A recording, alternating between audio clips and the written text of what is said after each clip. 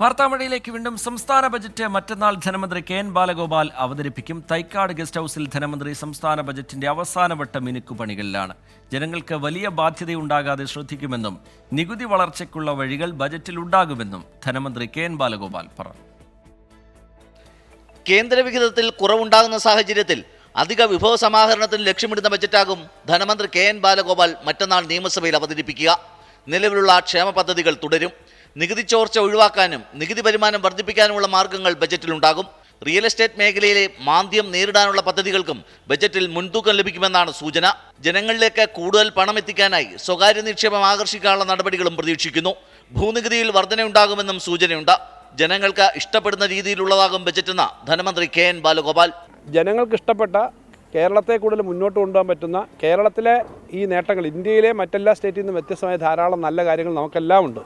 അത് ഗവൺമെൻറ്റിൻ്റെ മാത്രമല്ല, കേരളത്തിൻ്റെയാണ്. അത് സംരക്ഷിക്കാൻ പറ്റുന്ന ബഡ്ജറ്റായിരിക്കും.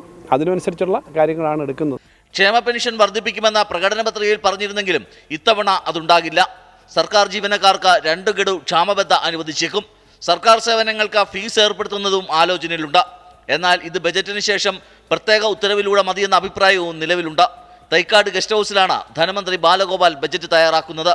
ഉദ്യോഗസ്ഥരുമായുള്ള ചർച്ചകളും ഇതിനിടയിൽ തുടരുന്നു. പ്രതിസന്ധി മറികടക്കാൻ ബജറ്റിൽ മാന്ത്രിക വഴി ഉണ്ടാകുമെന്നാണ് ധനമന്ത്രി വ്യക്തമാക്കുന്നത്. 24 തിരുവനന്തപുരം.